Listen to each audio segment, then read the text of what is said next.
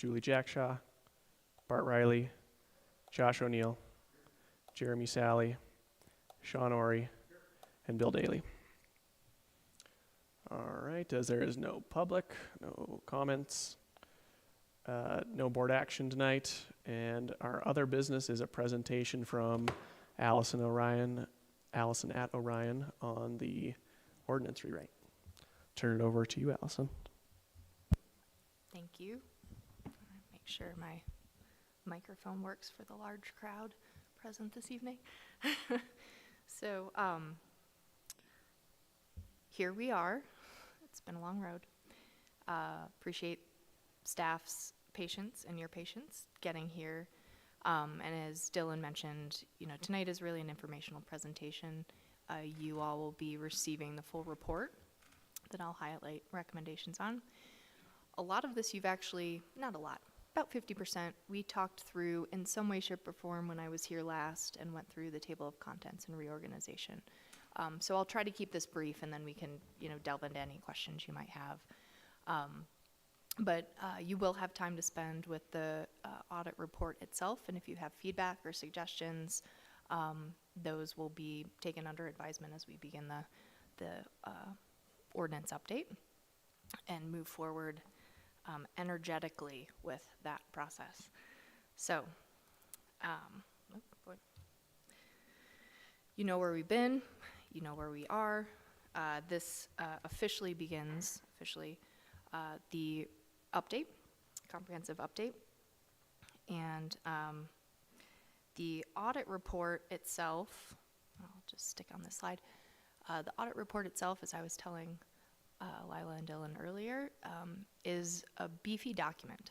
It's almost as long as the code, because, as you'll see, we spent a considerable amount of time going through section by section the code or the ordinance to provide ourselves and you all guidance on what we're suggesting to change.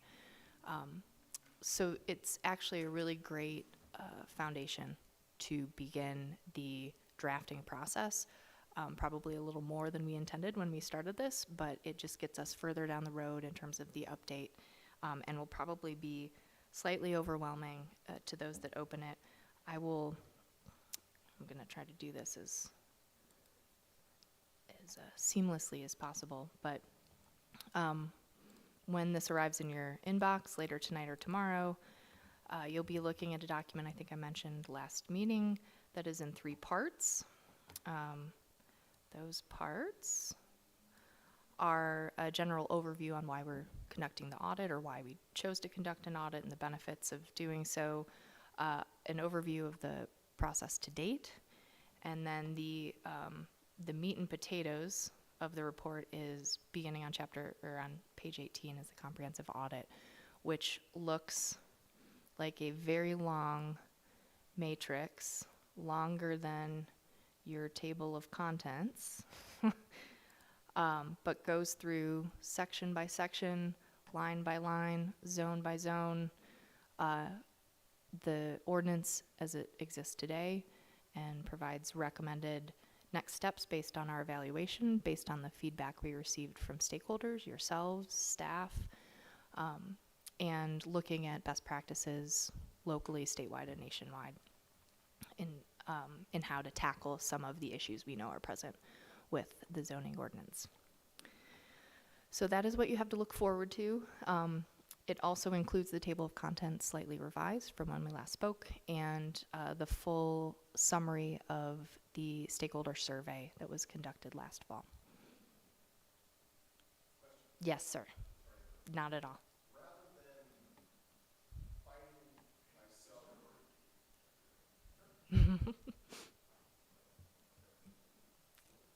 Must be a button there. Okay.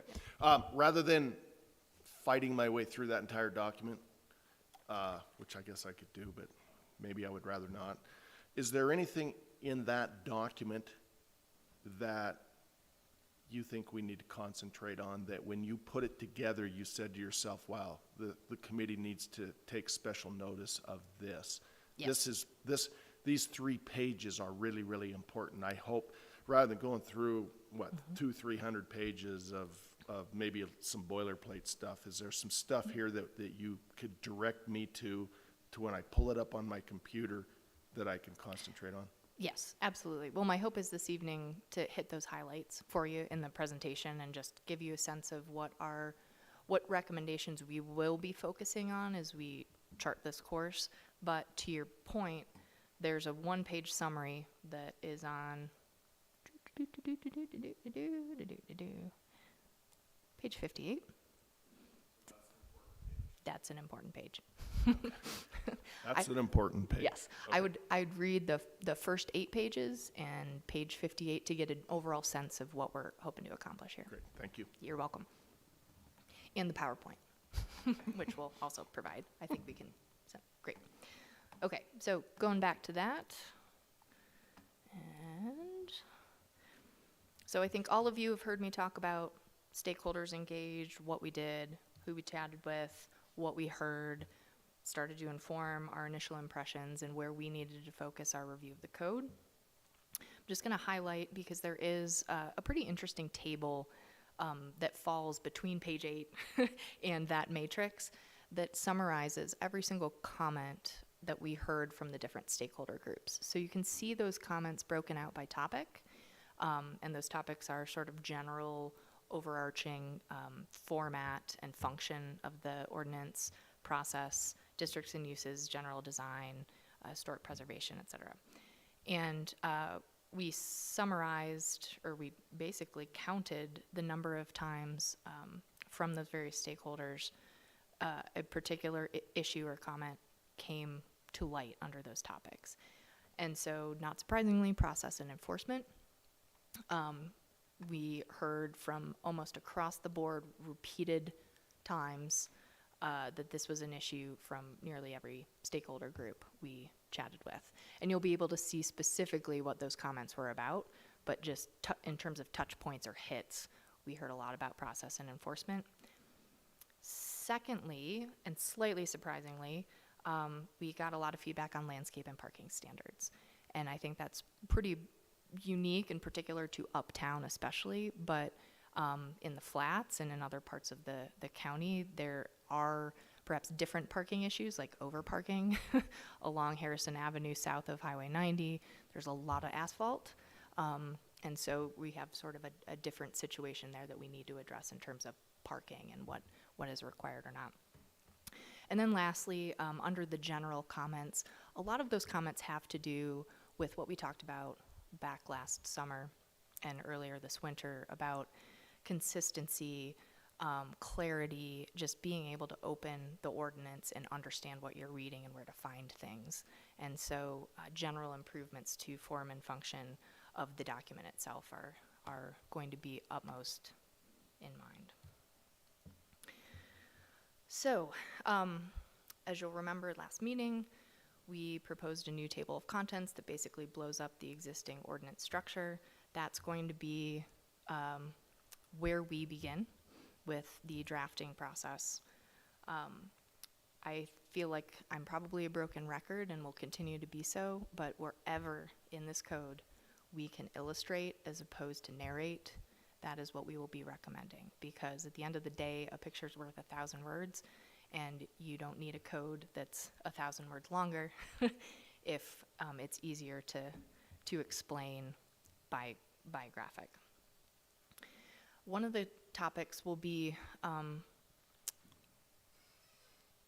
determining, I guess right out the gate, because this has a lot to do with our format of the document itself, is in our experience, it's easier and more user-friendly to create an interactive PDF document that can be available on the county's website for users to download, open, kind of interact with, instead of MuniCode, which is where the zoning ordinance lives now.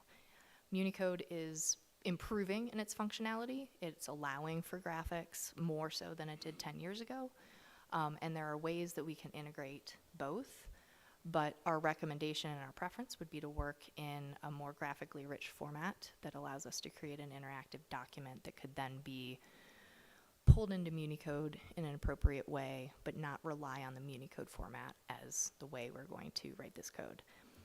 That is a recommendation, and I should have led with everything in the audit is a recommendation. There's a caveat in the document that not every recommendation we heard from stakeholders made it into this final document. Not every recommendation we've made is going to be accepted or explored or, at the end of the day, incorporated into the ordinance based on, the ensuing discussions and political will.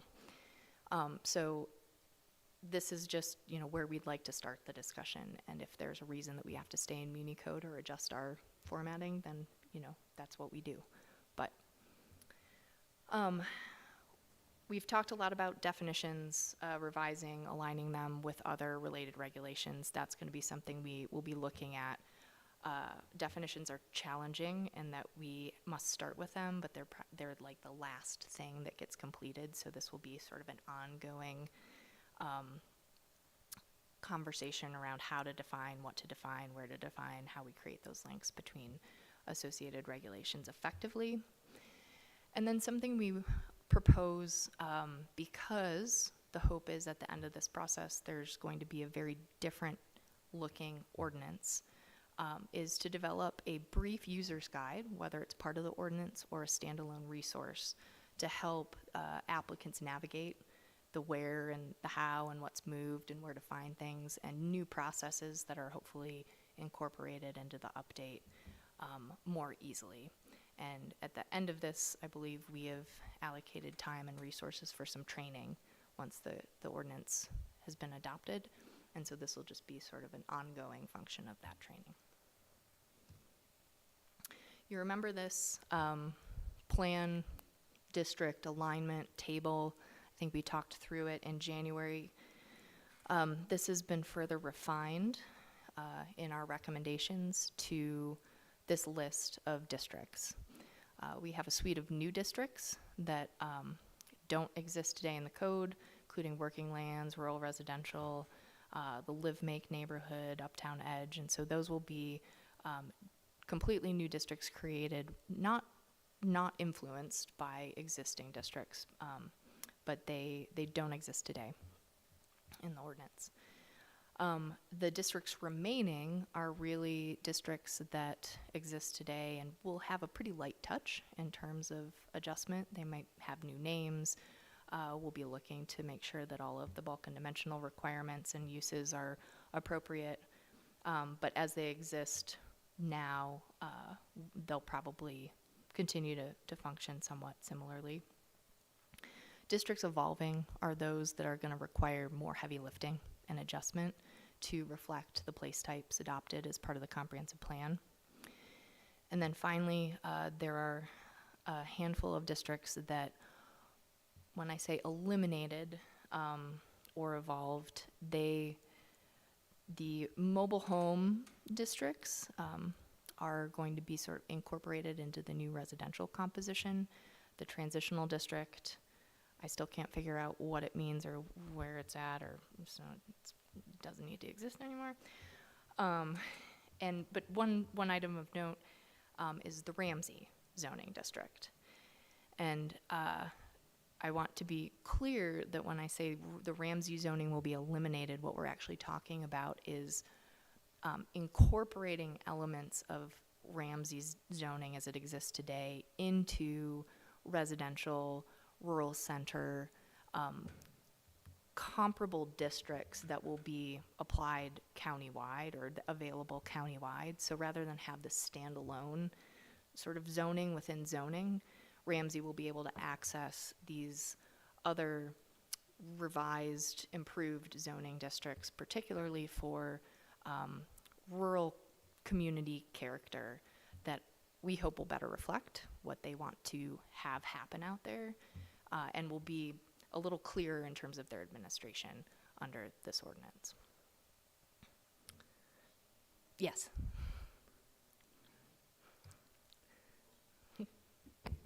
Thank you. If Ramsey, where does Ramsey go to get does Ramsey need a building permit to build a house out there through Butte-Silver?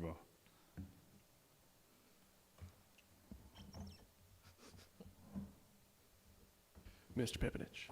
Mr. Chairman, Mr. O'Neill, so what this is kind of addressing is Ramsey had zoning prior to Butte having zoning, and we adopted their zoning into our zoning ordinance in like the 90s.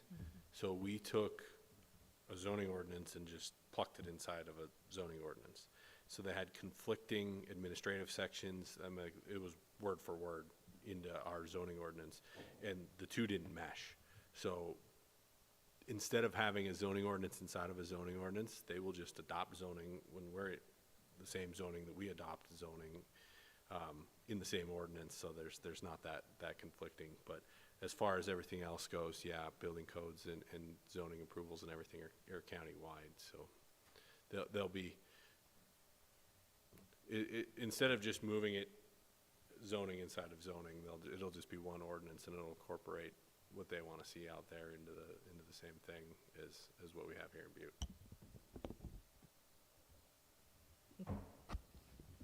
Thank you. Sorry, I don't want to beat a dead horse here, but so they're on, when you say they administration or whatever, they're kind of like Walkerville. Would that be a good example or no? Follow up with, and to keep my question going, sorry. It's so cumbersome to me that they're in the county, but then they have their own rules, kind of. It's just, there's a separation. I guess that's my question. So they're not like Walkerville, where Walkerville's still its own incorporated jurisdiction. They only have a public works department. But zoning in Ramsey was established when we had a separation between city and county, and everything was county zoning. There's a difference between the laws for municipal zoning and county zoning. Butte-Silver as a consolidated city-county, follows municipal zoning. So their zoning ordinance, we realized in the 90s, wasn't applicable anymore because they weren't in a county, they were in a consolidated county. So they just took their ordinance word for word and stuck it inside of ours as its own chapter. It had its own zoning administration section and its own zoning permitting process and all that conflicted with ours, and they never resolved that. So we're going to resolve that. The names in the zoning districts are going to be the same as that are in, it's just going to be one ordinance at this time moving forward. Other than that, they're only separate in their sewer and water district. Other than that, they're viewed as the same as everything else. Mr. Rory. Without going down the rabbit hole too far, a couple of years ago with Loves in Ramsey, right? Did that request and permission granted to Loves, did that at first come to this planning board? And did they green light Loves at that point? Did that come through here? It did not, no. It was an administrative decision that they met the intent of the ordinance. So not all developments are reviewed by boards. Okay. That one was, without going into the details of it, the majority of that development was outside of zoning in an unzoned area. So they were able to just receive building. Okay, which takes me to my second question, follow-up. Under these new, the way you're presenting Ramsey right now, okay, any changes that would happen at Ramsey, if this were to reoccur, Loves, if Loves requested this today, okay, and a new whatever, would that come to here under the changes that we're talking about, or would it be handled as it was 2 or 3 years ago? It would be handled as every other development administratively by review of the ordinance. The only time it would go to a board would most likely be unless they're trying to change a zoning designation, would be the Zoning Board of Adjustment, which is the other zoning board, for any variance or anything like that. What we're looking at in this update isn't necessarily going to change zoning district boundary locations. So that was the problem, is there was unzoned land between Ramsey and the stockyards that Loves was going to place. That process would need to follow state statute to zone unzoned land.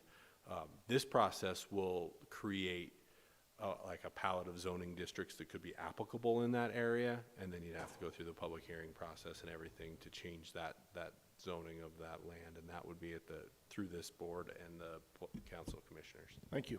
I understand. And just to illustrate what we're talking about with zones inside zones, if you can see up on the screen, I can probably zoom in a little bit more.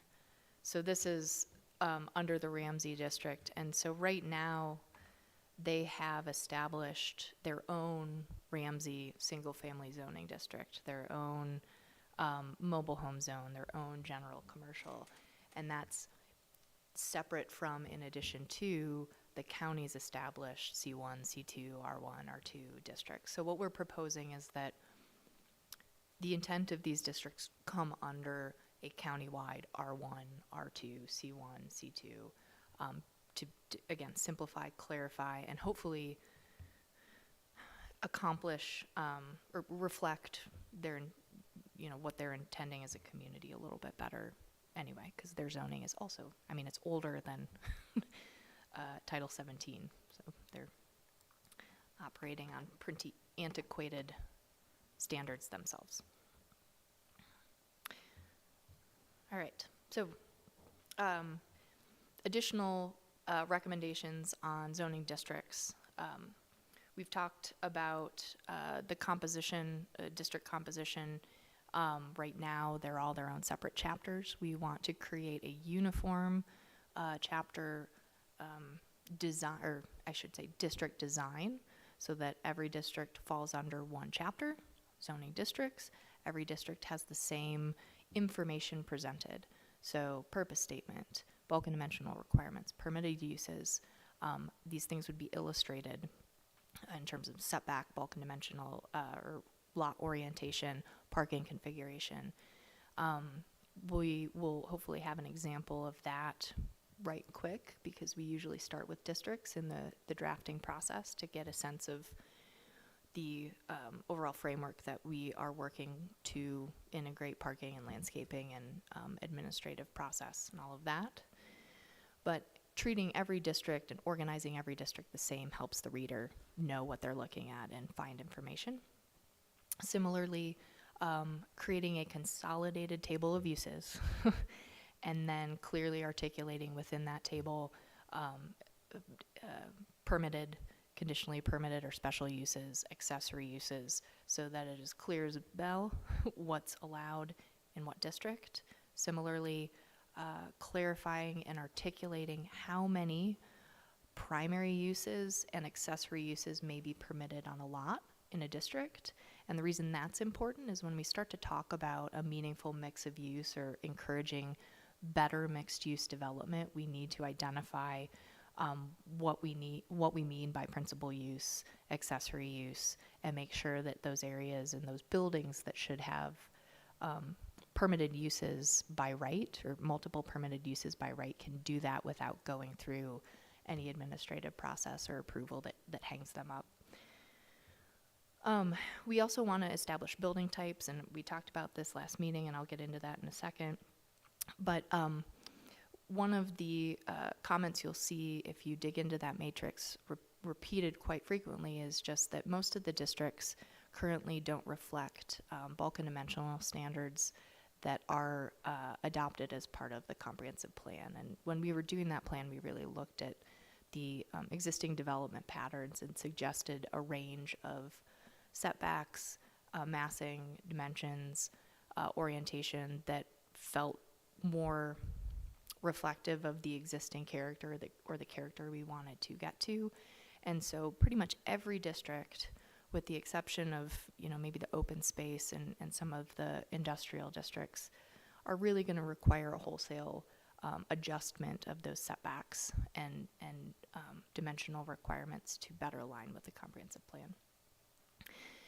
And then finally, almost every district has conditions associated with it, a conditions section, and this section can range from performance standards to design standards to random conditions that are apparently supposed to be placed on approval, even if a use is allowed by right. It's very confusing. So that needs to be cleared up And for those conditions that are actually design standards, just they need to be reorganized, whether within the district to be standards or outside of the district to be conditions of approval for a special or conditional use permit, not mix the two.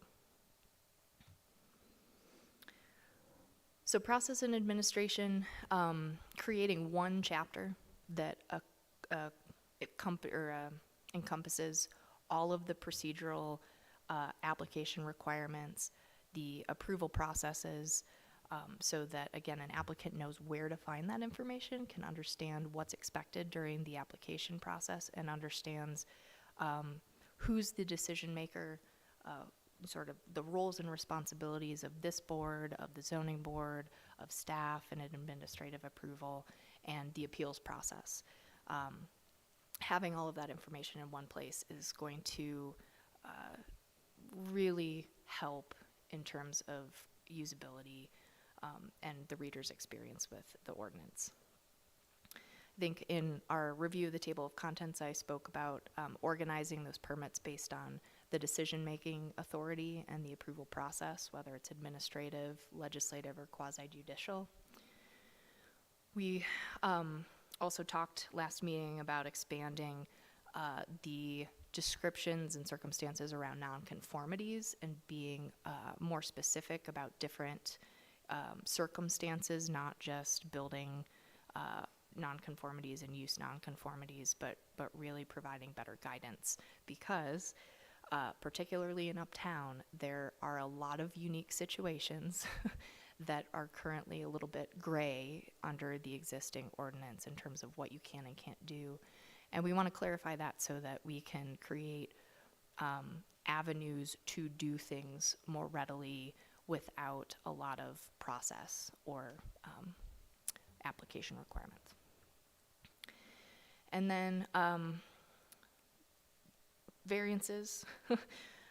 We've suggested adding an administrative waiver process for certain variances that this body and staff agree are acceptable to review and approve. Sometimes we see this as, a variance of X% to a setback, where there's extenuating circumstances that, especially again in this pattern of development, are not the fault of the applicant, but are just like how a lot exists today. Rather than go through an onerous variance procedure, perhaps there are certain instances at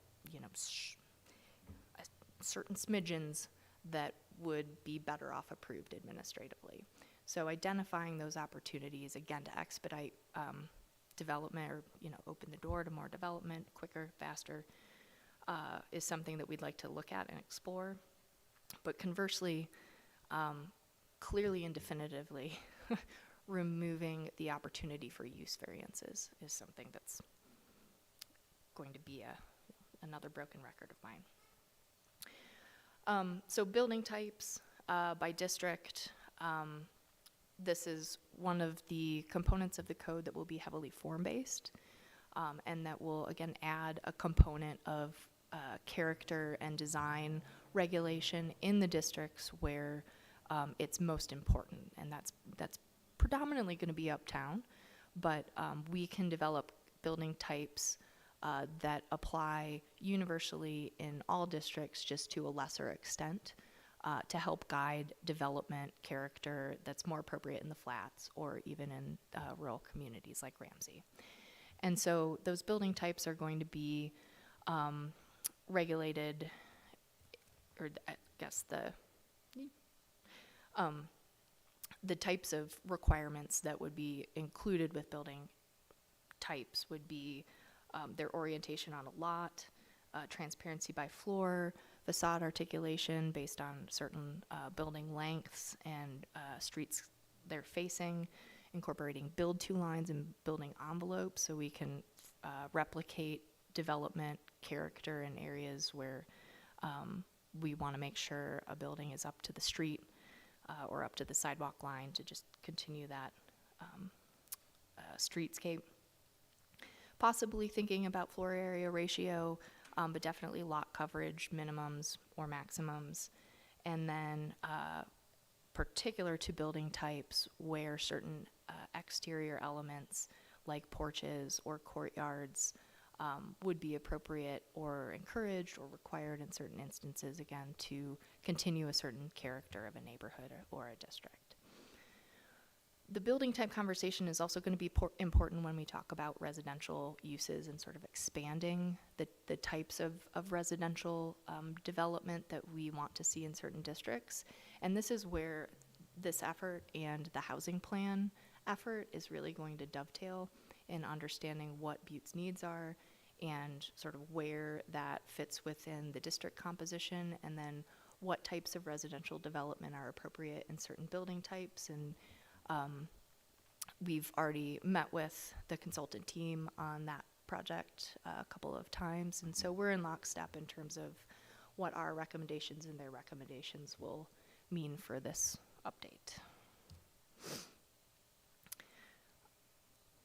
We talk more broadly about recommendations for design in terms of development type. So rather than building type, development types would look at uses that are not just a single structure. So mobile home parks, cluster development, cottage courts, which is a development type we're seeing more frequently. I don't want to say tiny homes, but smaller residential units on one parcel or a series of parcels configured in a way that's maybe a little bit more affordable.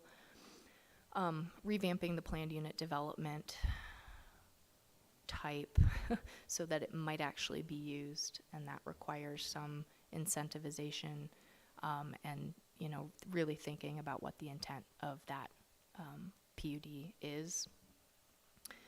And then sort of moving away from development and building types, the sign regulations, I think we've mentioned before, require a complete overhaul so that they adhere to content neutrality standards and look more at the design of signs and kind of the character that they add to the community or detract from the community, if you will, and thinking through how to regulate the design of signs and the location of signs a little bit better. Codifying historic preservation standards is, you've heard me talk about that before, and that sort of weaves into site design and building types as well. So your parking and landscaping standards both require a complete overhaul. Both require extensive illustration. This is an area of the code that we would like to see more pictures, less words.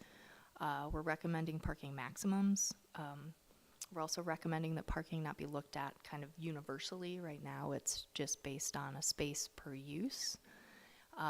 But we'd like to dig into that a little bit more based on current best practice and look at not only uses but also uses by district and where we might need to differentiate parking requirements just based on the character of the districts. Parking reduction incentives beyond just ride sharing and shared parking.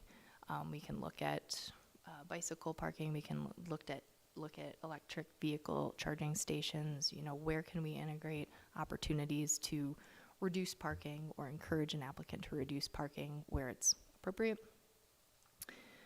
And then integrating parking or landscaping requirements for parking lots in the parking chapter so that those requirements are clear. The whole landscaping section needs to be its own chapter.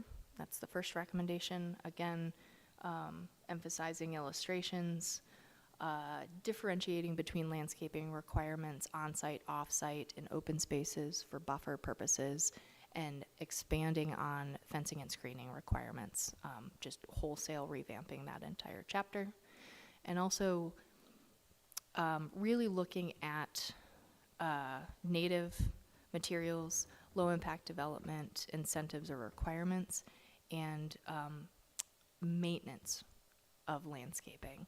And that's where if we're talking about native species and xeriscaping, you reduce the requirement for watering, and you theoretically improve or reduce the requirements for maintenance and enforcement and, dead trees, dead shrubberies, dead grass, where there's supposed to be required landscaping.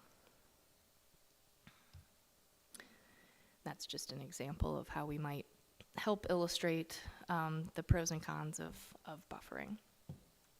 Last but not least, and tied with certainly some of the landscaping requirement, is looking at how the ordinance update can really facilitate and emphasize the importance of Butte-Silver Bow's natural environment. You have the water channel management zone, which is buried right now at the bottom of the ordinance, and it's technically a district. So moving that under the district's chapter and thinking about how it may apply in the future as an overlay should there be underlying zoning in place further down the valley, or in other water corridors, riparian corridors, if this were ever to be expanded. Not directly related to the environment, but we're really wanting to encourage and develop standards that would apply for by district for road typologies and multimodal infrastructure that would, again, emphasize the importance of connectivity in neighborhoods especially, but between neighborhood nodes, rural centers, uptown, the flats. So there's ways to look at that based on what's required or what's appropriate for certain residential densities by district. I talked about LID standards and incentives, and then again looking at how that clustering development option could facilitate protection of critical wildlife habitat and corridors. And one thing I mentioned to Lila and Dylan earlier is that Fish, Wildlife, and Parks has done some research a number of years ago looking at the corridor connections between the Yellowstone ecosystem and the Crown of the Continent and Bob Marshall Wilderness. And Butte-Silver Bow County is kind of smack dab in the middle of a lot of those prime habitat or prime wildlife corridors, which is actually quite impressive because most people think of the Flathead or they think of the Gallatin Valley, and in terms of wildlife transport. So there's definitely an opportunity to offer some incentives through clustering for development that happens in more rural areas of the county to protect some of those habitats and corridors. Oh gosh, that wasn't last. Enforcement. This is this is something that came up quite a bit in our initial conversations. And if you look at the enforcement chapter in the ordinance today, it actually doesn't talk at all about the enforcement process, what's required, voluntary compliance, communication, and that is all information that needs to be a part of this ordinance to not only clarify the process for the applicant, but also for staff and how to kind of start and end an enforcement action so that it's done consistently and the expectations are transparent. So there's a lot of work to be done in the enforcement section. Okay, so in terms of next steps, drafting starts, I'd say tomorrow, but let's say after the 4th of July because we're all on holiday. I understand you probably don't have a meeting in July, but if you do, or whenever your next meeting is held, there will be a drafting schedule that either Lila or Dylan will bring to you, or if I'm able to be here, we can just talk through in terms of an update. As I mentioned last meeting, you all will be updated in the preliminary drafting stages, so you kind of know what we're crafting to bring to you for feedback. But again, bringing you kind of bigger chunks and bigger pieces so you have the information you need to review and provide constructive feedback will be important to us. And so in that drafting schedule, we'll sort of identify those chunks and the points at which we anticipate giving you content and reviewing content with you and requesting your feedback, so you know that expectation up front. The goal, the revised goal is end of this year, with public outreach commencing after the holiday season.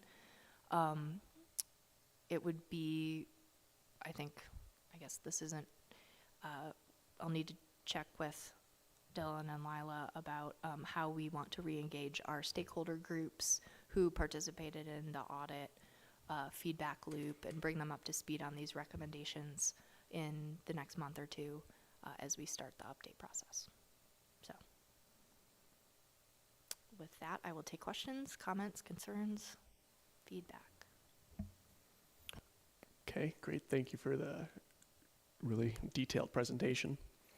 A few questions. So the audit report, I'm sure that was a big endeavor, but that's really just for the development of the rezoning. That's not going to be a final or a existing product after the rezoning. I mean, it is a product in that it will be a standalone report that will guide our drafting process and will be on the website and available for the public to kind of understand where we're headed and why, essentially. But in terms of, it's not a product that requires adoption. It's really a functional working roadmap for the update. But after the update, is it something that would be used other than like maybe historical reference? You know, it likely just as historical reference. I think that there may be recommendations that through the coming months where like we find there's not an interest or capacity to maybe execute a recommendation at this time. And so you know, having the document to sort of make notes to say all of this has been accomplished, but we kind of held off on these recommendations, or we didn't make changes here because of any number of reasons. It could serve when the ordinance is updated next as a point of reference to begin that update process in the future. But, you know, that would be best case. Okay, that helps my understanding. Thank you. Can you describe the process for me again? I think you've explained this. I just am not quite catching on. So we're going to redefine the districts, and then we're going to adopt the districts, meaning that, for example, R1 in a specific area now goes to a number of different districts depending on the location. Is that correct? So what we are, yeah, and this isn't like an easy concept by any means, so ask me as many times.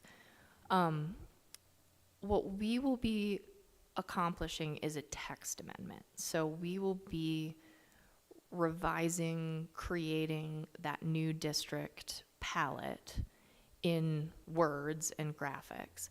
And in many cases, particularly where those districts that we identified as not changing a whole lot or evolving, but evolving within their own existing framework, by and large, those when we create the text amendment or adopt the text amendment, the changes would still apply to those districts. The districts would just be called something different.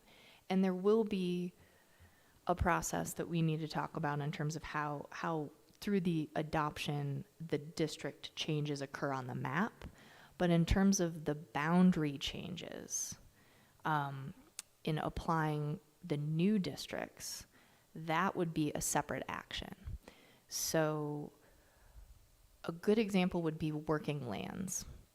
That district is intended, based on the guidance in the comprehensive plan, to really apply in the very rural areas of the county.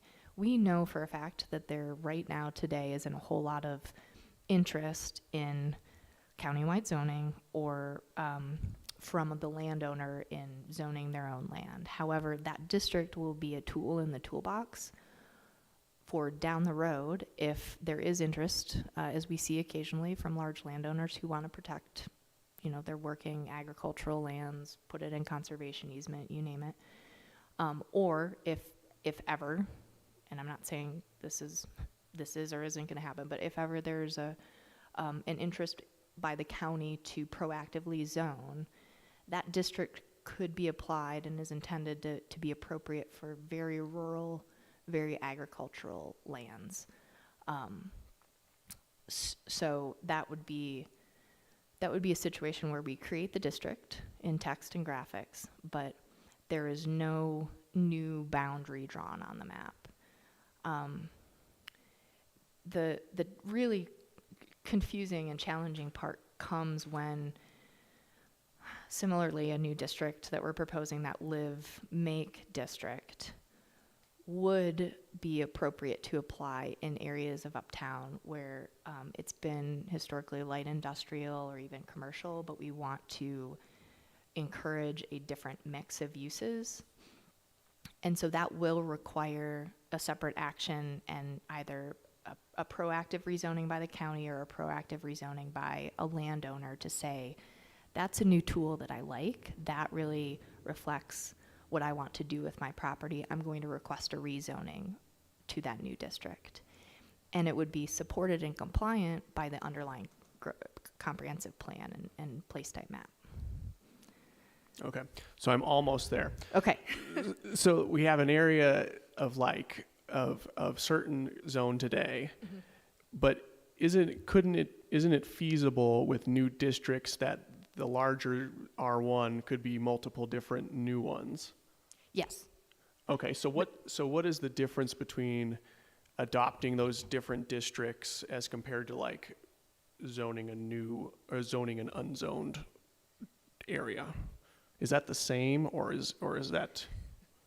You want us to? Yeah, so I think I have a pretty good analogy for this. So Okay, perfect. the zoning districts in the update in the text are the tools in the toolbox. And when you want to apply a new tool, we will then have a zoning hearing for those specific boundaries to use that new tool. So we're not going to change the map, for generally speaking, R1 on the map right now is that's single family residential.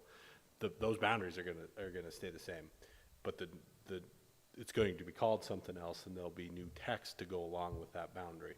But the new districts that we're creating, to actually implement those districts, we're going to have to go back and change the map.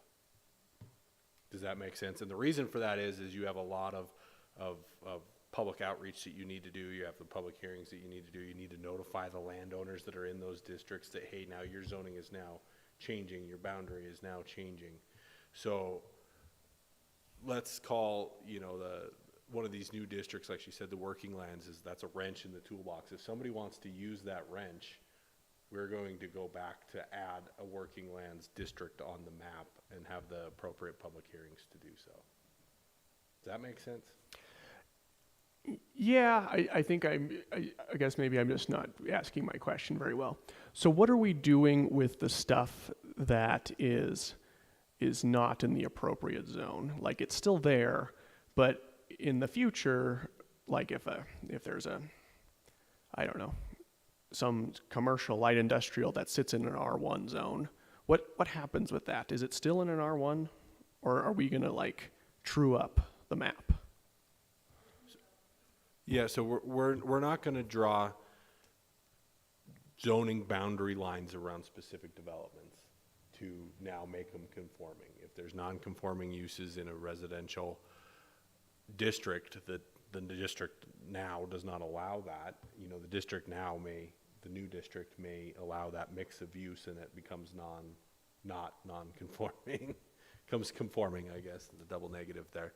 But yeah, we're not going to define uses per parcel across the county and then say this piece of land is commercial, this piece of land is this district, this piece of land is this district, to instantly create no nonconformities, because there are still uses that we, you know, would benefit from phasing out if they're non-conforming. So there's going to be a non-conforming section of the ordinance that deals with how those uses are phased out or allowed to remain or whatnot. I think, I was thinking about a different way to try to, we've talked about in past meetings the discrepancy between R3 and the minimum lot size requirements and the setback requirements, and then the parcels that are zoned currently R3 and their actuality on the ground, and how because of the bulk and dimensional standards of the R3 district, they are prohibiting comparable development today on lots that exist and are zoned R3. So to the extent we are able to, that R3, I think it was, it might have been, I might be mistake, it might have been R2, but the concept's the same. So while we might be calling R2 instead of two-family residential, attached residential, the name is irrelevant, but what we will be trying to do is within the existing district boundaries, adjust the lot sizes, the setbacks, add design standards that make sense for that district so that we can accomplish as much as humanly possible without having to go through boundary line adjustments. There will be unique areas that through this process we will identify for the county and for you all to say, in order to accomplish the big goals and get 85% of the zoning right, there's going to be these outlier parcels or R2 patches that are probably more appropriate as R3. That will be a separate action that won't occur automatically as part of this text update, but it will be up to the county to decide if that action should be. There's a couple different ways to rezone, and one of them's county initiated and one of them's property owner initiated, and there's pros and cons to both, and that's a separate political conversation. But I think we'll be able to have a pretty good handle on those outliers so that we know moving forward where that rub might be. Okay, that's helpful. Unless Yeah, so maybe I'm understanding your question a little bit better. So in the use of this, like right now, you go to the map and say you're questioning, or you have a question about zoning on a particular parcel. You go to the map, you find that parcel, and it's zoned R1 single family residential. And then you go to the code and you look at the text and you see all the regulations for single family residential. That map's not going to change with this process. When you find that parcel, the district may be called something different. In that district, we're probably going to call detached residential. You're going to go to the code, and that code is going to be what's different as far as the regulations for that section on the map. The intent here is now when you do that, you look at the code doesn't necessarily always reflect the built environment. We're going to revamp the code so that it better reflects what you see on the ground to continue that character of that area. So in a lot of instances, I mean, the zoning district boundaries were drawn by different development types in different areas, you know what I mean? Those still are applicable. The single family neighborhoods that are zoned single family are still predominantly single family, but you can adopt you can change the text of that code to better reflect what's on the ground and to better accommodate the development that you want to see. So the map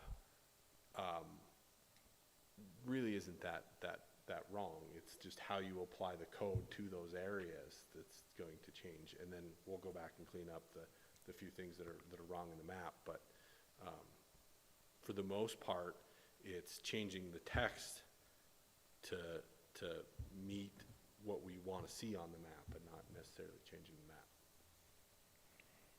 All right, you've evoked another question. So can there be more than one district applied in the same area of the map, or are they distinguished and separate? Well, yes and no. There can't be more than one base district, but if I think you're going where I think you're going, there are overlays, and one of the bullets that I just glazed over so that you could not listen to me talk anymore, was like in historic Uptown Butte, there is an opportunity to create an overlay which would apply on top of the base zoning districts and could accomplish some of those things that the base zoning does not currently, related to whatever we decide we want to codify within the guidelines that exist today. That would still require that overlay district be created and applied through a separate zoning process, but that is an option. And right now, Butte-Silver Bow is one of the few jurisdictions I work with that pretty much has no overlays. Most people overuse overlays to the point that it gets very confusing, and you've got 3 or 4 sets of standards that layer onto a property, and that's not advisable. But in this instance, I could see the benefit of creating a historic overlay for Uptown that is really focused on that character area. Okay. Thanks for all that explanation. I will chew on that and read the report. All right, my last thing, just to, I guess, comment on the waiver process. That seems like a good idea. I guess I'd be interested to see how that develops, and maybe like some sort of criteria on how that gets chosen, so it's, I guess, not super strict, but so it's applied consistently. Yeah, the way I've written waivers before, we typically decide on the standards that the county is comfortable with considering waivers for, and then whether it's by linear feet or percentage of area, but there's a sort of barometer, and when it hits a point, that kicks it to a formal variance process. So there's pretty clear parameters, but it allows enough flexibility for those instances that, as we've all experienced as staff, it's like, oh God, we have to make somebody go through this process for 6 inches, Yeah. you know? Okay. Thank you. Any other questions? All right. Cool. Thank you. So I think any follow-up, Allison? No. Okay. All right. So no more public comment. One other thing, any status on that training request? Yes, so right now, staff is going through with the League of Cities and Towns and MACO of all of the legislative changes that have happened and how to incorporate them into not only zoning but subdivision regulations. And we're trying to kind of learn what happened last legislative session, and then MACO especially, but my guess is League of Cities is going to do the same. They're going to offer some trainings to be available to incorporate that as well. So once we kind of understand the legislative changes, I think we'll try to do a comprehensive training for everybody on not only the changes, but roles and procedures of the planning board in general. Cool. Thank you. So I don't have a date yet, but when we learn, you'll learn, kind of thing. Okay. Great. All right. I think we're all good. Ready to adjourn? Adjourned.